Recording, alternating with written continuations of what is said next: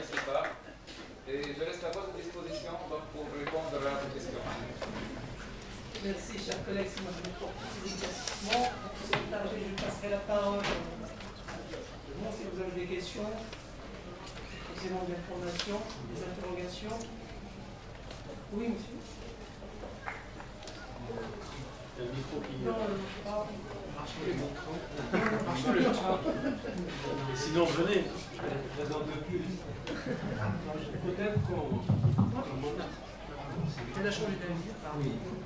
Alors, bonjour tout le monde et je remercie l'équipe de l'AUF. D'abord, je me présente, que vous n'avez pas fait vous-même. Je suis Dr Ali Boulersen, je suis professeur de sociologie. J'ai écrit plusieurs articles et plusieurs livres en français. Je suis membre de la CSALF, Association canadienne de sociologie de langue française, mais aussi de la Société suisse de sociologie, qui relève de l'Académie suisse des sciences. Et je suis président du groupe de recherche et d'études stratégiques. J'ai travaillé à l'UNESCO, à Paris, mais aussi j'ai travaillé à la Banque africaine. Et parmi mes réactions, je vais essayer de les résumer, malheureusement. Vous n'avez pas retenu les recommandations de Jacques Attali qui voulait faire de la francophonie une mine de richesse par ses ressources humaines. Et j'ai l'impression que vous ne connaissez pas la jeunesse et la communauté des professeurs africains. Pas seulement marocains, africains. Parce que, avec cet ancrage scolastique au sein des universités, vous portez vos freins. La francophonie porte ses freins. Lorsque vous me mettez cette stratification d'abord responsable administrative, ensuite l'équipe technopédagogique et en bas les professeurs. Les anglo-saxons ciblent maintenant. Ils vont même, ils rentrent dans les classes. Ici, Araba, British Council et American Center vont chercher les jeunes au sein des classes avec leurs professeurs. J'aurais aimé voir en tête les professeurs et les étudiants. Et ça, du côté des ressources humaines. De l'autre côté du background, vous avez marché sur la plateforme du ministre de l'Enseignement supérieur. C'est bien l'Université 4.0. Mais pas seulement pour former les ouvriers modernes. Vous parlez seulement de l'approche technopédagogique, former les médecins, les ingénieurs. Et les jeunes aujourd'hui, ils cherchent la formation dans le droit international, dans les sciences po, dans l'économie moderne, dans la finance, la technofinance. Et en plus, vos dossiers, vous avez parlé de quelques dossiers qui se comptent sur le bout du doigt, 3, 13, 10, 9, etc. Mais moi, les anglo-saxons, ils traitent par milliers de dossiers. Il suffit seulement de rentrer dans leur plateforme. Ils s'adressent directement aux enseignants et aux étudiants. Je préside le groupe de recherche et les domiciliés à l'université Mohamed V. Mais depuis 2005 déjà, 20 ans. Mais on a travaillé à part. Nous avons notre compte bancaire à part, nous interagissons avec les organismes nationaux, internationaux. On a travaillé sur les systèmes éducatifs francophones, sur les systèmes d'orientation, sur le code de la famille. On a même bloqué le processus de Barcelone avec la Commission européenne. Mais c'était directement avec moi et mon équipe. Alors je saisis cette occasion pour dire que je suis passé à l'AUF, je suis passé à la francophonie scientifique aussi. Mais je m'attends à ce qu'on s'ouvre, qu'on interroge, qu'on pose la question aux étudiants et aux enseignants. Et c'est là où vous allez trouver votre mine, et pas seulement au sein des bureaux. Et je suis désolé de réagir de cette manière. Car c'est par amour à cette francophonie que je l'ai fait. Je rappelle que j'ai fait mes études à Nancy, en Lorraine, et que je suis du Sud-Est en plus. Merci. Merci pour cette intervention. Je donnerai la parole à M. Saad, M. le directeur, pour répondre à ces questions.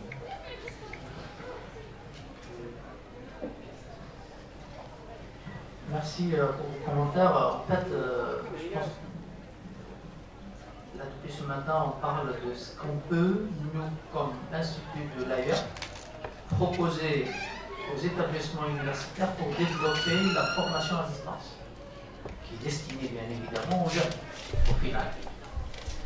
Donc on n'est pas dans une logique d'intervention dans la classe à la place des enseignants. Donc on n'est pas pour offrir des formations spécifiques aux jeunes comme British Council ou autres. Donc on est vraiment sur tout ce qui est pédagogie numérique, technopédagogie nécessaire aujourd'hui pour développer la formation à distance d'une façon générale, qui sera bien sûr proposée aux jeunes. Donc je ne sais pas si ce recadrage permettrait de lever certaines incompréhensions par rapport à ce qu'on nous propose ici. Donc on n'est pas du tout dans une logique prendre la place du ministère ou autre. Par contre, on peut être au service du ministère s'ils ont besoin de nous pour élaborer une stratégie de l'éducation numérique pour un pays, pour l'université, ou bien pour un doyen, pour un président d'université, si on est sollicité. Vous savez très bien, l'AUF, c'est une association, elle est forte de ses membres, et on répond aux besoins des membres. Voilà. Merci. Oui, vous avez tout dit, monsieur le directeur. Effectivement, on travaille sur le dispositif. J'ajouterais aussi que ce dispositif est enrichi par la présence non seulement des 1000 établissements membres de l'AUF, mais également par un réseau de réseaux, qui sont au nombre de 40, dont le REFIA, que M. Mesrani a évoqué, le réseau de recherche francophone sur l'intelligence artificielle. C'est-à-dire que l'AUF est un écosystème extrêmement complexe où, d'une part, on fait de la formation des formateurs, on outille la formation et en laissant les établissements dans leur pleine souveraineté de concevoir les contenus. Ça, on ne va pas entrer dans la construction des contenus, mais on est dans la valorisation des contenus. Et puis, les réseaux de recherche sont là aussi pour faire avancer. Là, si on veut se situer à un niveau macro, si vous voulez, il y a, alors je pèse mes mots, mais il y a quand même, l'AUF se positionne à l'international, il y a des projets ambitieux qui se préparent aussi pour valoriser la recherche en langue française. Vous savez mieux que moi que là, il y a un énorme enjeu, parce que les sciences, et pas que les sciences dures, mais de plus en plus aussi les sciences SHS, humaines et sociales, virent vers une publication monolingue. Et cela, c'est un jeu, voilà, en termes de stratégie qui est bien présent. Et ce matin, malheureusement, vous n'étiez pas là, j'ai évoqué aussi l'AIFS, donc l'Académie internationale de la francophonie scientifique, qui ajoute cet élément-là, qui a été créé ici même à Rabat il y a un an, et qui s'occupe de cartographier déjà ce qui se fait en termes de francophonie scientifique, et surtout la valorisation des publications en langue française. Et plurilingue. J'ajouterais française et plurilingue. Donc, si vous voulez, là aujourd'hui, on est surtout pour montrer un dispositif et la qualité de ce dispositif pour accompagner les universités membres du réseau AUF à évoluer dans dans tout ce qui est numérique, tout ce qui est formation ouverte et à distance, qui à son tour est stratégique parce qu'elle permet de rendre accessibles des formations à des gens qui, de par le travail, l'âge, etc., la situation géographique, n'auraient pas accès à un établissement physique. Donc voilà, je pense qu'on a situé les enjeux. Merci en tout cas. Merci, messieurs les directeurs, pour tous ces éclaircissements. Il nous reste le programme suivant, le petit programme suivant, visite du CNF et du laboratoire multimédia, ça prendra 5 minutes. Ensuite, une photo de groupe devant le CNF, et ensuite, on nous attend pour le déjeuner. Monsieur le doyen s'est excusé, parce qu'il a été rappelé à l'université. Mais il nous rejoint pour le déjeuner. Donc de toute façon, on continuera la discussion au déjeuner, mais aussi dans l'après-midi si quelqu'un le souhaite. Voilà. Merci beaucoup. Merci. Juste, je souhaite attirer votre attention qu'il y a le rapport annuel de l'AUF qui vient d'être publié cette semaine.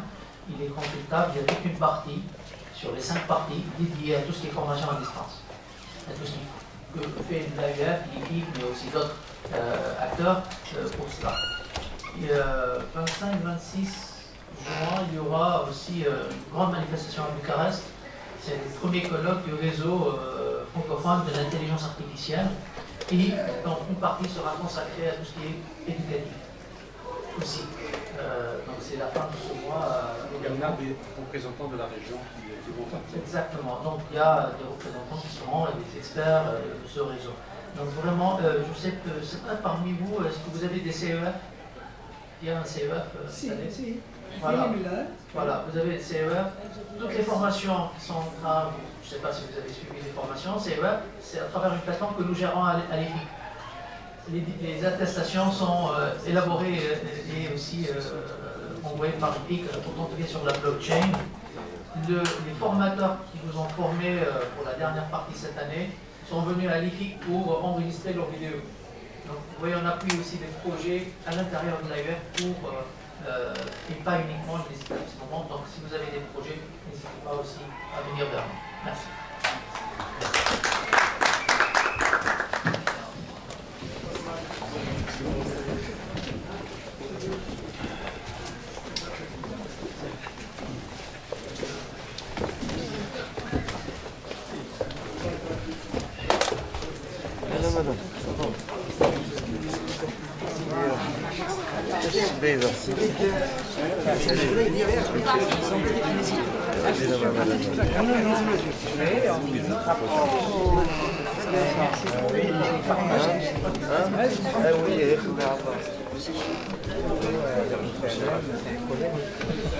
حسبك ما عرفتكش حملتها ياك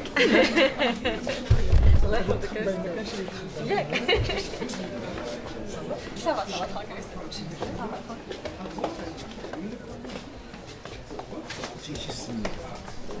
طيب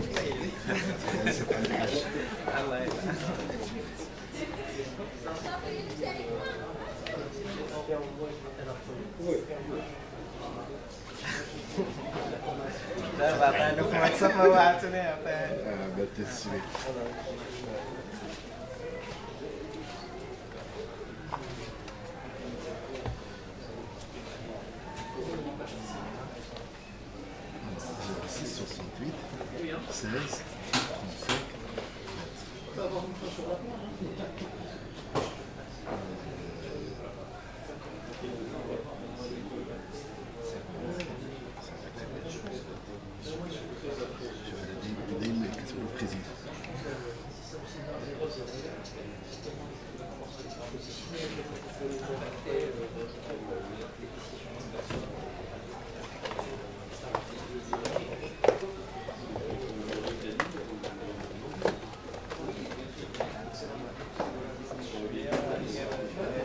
أستاذ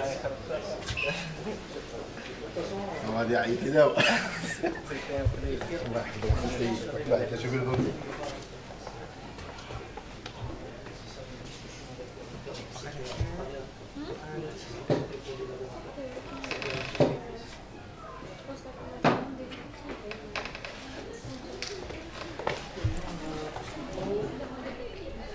On est là, on sera là. On sera là. Ici, que ceux qui voudront poser des questions.